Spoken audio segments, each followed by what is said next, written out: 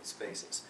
But then I'll give an example. Typically I'll say something like, you know, through this research, one of the things that we saw is pressures on companies to reduce real estate. One example. How many of you have, you know, this kind of thing going on in your environment? And inevitably people will understand that because they get it. It's a cost reduction thing. And then the thing I'll talk about then is, based on our research and studying this, we understood that a lot of these collaborative spaces, conference rooms, traditional ones, are not, you know, have them in environments anymore, or they're very much reduced. So people are competing for these spaces. So what it's doing is driving collaboration into the private offices, right? So as this happens, what we're starting to see is more of this zone planning concept. Collaborative areas, touchdown areas, concentrative areas. So as you plan for that in your space, what it does is it creates, and your space is reduced, it creates an increased need to utilize vertical space more efficiently as well as horizontal space. And that's how this all ties together. So those are the types of things I'm talking about research. And usually there's different versions. If people are really into that, I can spend 10 minutes here. If people are not so much into that, it'll be a quick discussion. All depends on your upfront work and what you know about them, right? So from there, I'll go in and I'll talk about flexibility as my next topic. And it's not just what you see here, but I'll typically say stuff like 3-in-1, you know, it works freestanding, private office, it works in open plan, it works with panel systems. And I'll give them examples. I'll say, look at this overhead here. As an example, you see it mounted on the wall.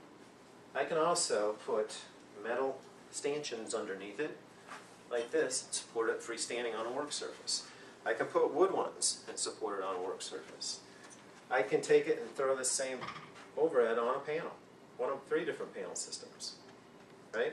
So talk about protecting your investment. Talk about future-proofing, right?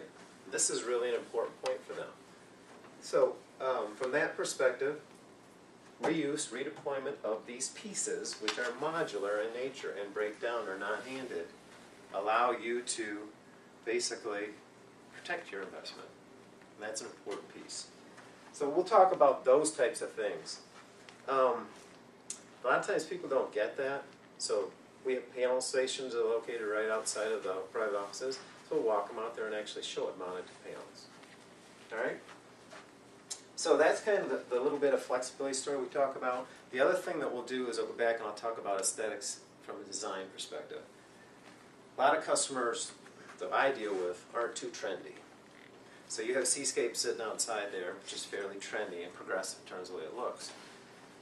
I'll talk about the fact that our design philosophy from wood manufacturers is that we design products that are going to be around for years. So it's like the pair of pants that Kevin has on. You know, sometimes you buy them.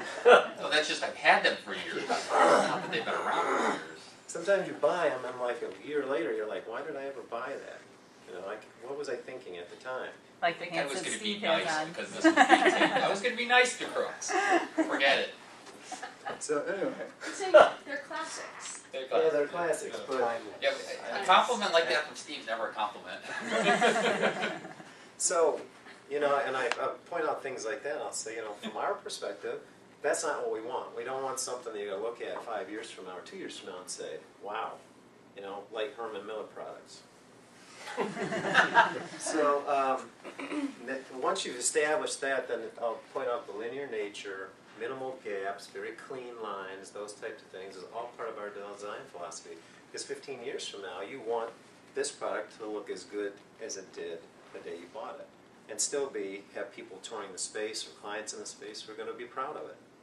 Right? So those are important things to let them know right up front. So we spend a lot of time on that. Right? So we're integrating nice materials. The top 5% of the veneer available on the world market we're using on our products. And I'll talk about that during the quality discussion, which is coming up a little bit later. So from an aesthetic perspective, I want to know that we really concentrate on design. Right? From a research perspective, we're infusing these solutions with our knowledge. I think those are important points. So it's research, it's aesthetics, it's flexibility. And then I go from there and I talk about other things such as collaboration. How does it take place in a space? Well, this zone planning concept we talked about a little while ago, big work surfaces, you're eliminating the knee knockers over here. So now you can move around this space and work diagonally, side by side. You got plenty of space to do it. You don't necessarily have this in every office. If you do people even utilize it? Well, our research shows, and boy, I got pictures of this, that can oftentimes fill up with piles and stuff too, so it doesn't support collaboration. But primary work surfaces and zone planning tends to do that at a much better extent. So, collaboration taking place here. I can also sit here with a laptop as your mobile in your space and collaborate with somebody side by side, or I can move over here and have a group meeting with 3 or 4 people in the space, if I have that. Make sense? I'll talk about organization.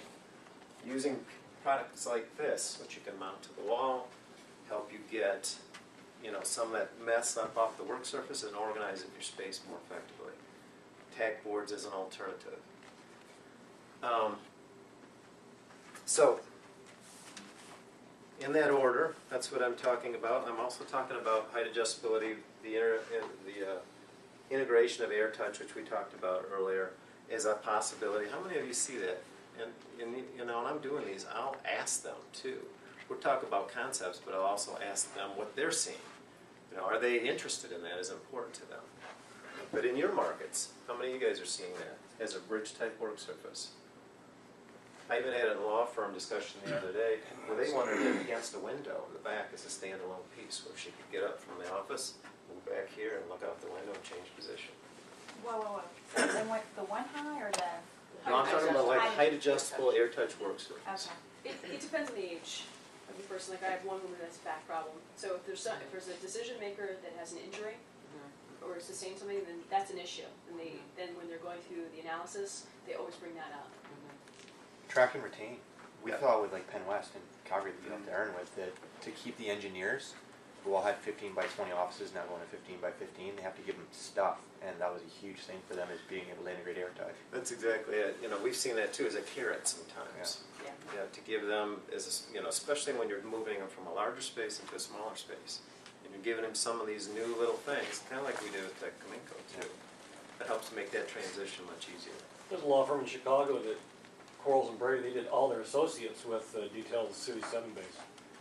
L-shaped extended corner work surface, the whole thing, their whole entire work surface is sit-stand in every associate office. In that height adjustability story too, if you have it, like in my office in San Francisco, I have height adjustable legs. It doesn't work in this particular application, right? But how many of you know we've done a special end panel that's height adjustable? TN panel? Yeah, they've done it as a special before, so you could have this whole surface height adjustable. So mechanically, you can adjust it. Yep, in this particular application even. But otherwise, I'd take them over to this space over here and show them a height adjustable ped with the legs. And then you have that same concept you just talked about where the whole U shape with even a bridge could be theoretically height adjustable, mechanically height adjustable. Right? So those types of things are critical to talk about. AirTouch goes how? What's the range? 22 or 24? 24 to 43 in 1.7 seconds. Little details. Details. So you have to learn all our products when you do these. And what type of mechanisms does AirTouch have? It has How a much weight can it hold? it has a weight assist mechanism. How much weight can it No hydraulics, no pneumatics, no electricity, very ergonomic and sustainable. 110. And by the way, an EE6 work surface can go on that, integrate into the space. How large? I think 60 inches is the biggest. Any other test questions? What's the thickness of the work surface? EE? Yes. It's 1 3/8 approximately. 375? All right. Now, from there I will talk about choice. And that's where you have these big kits that somebody made fun of the other day. They weigh like 85 pounds, but Sally sanctioned this idea. I She need had a to pay kit. for it. I don't have one. Yeah. So it's the whole idea of, yeah, we spend a lot of time. You have tons of choices. If you see stuff here that you don't like necessarily, like that particular pool, we have lots of other choices to choose from.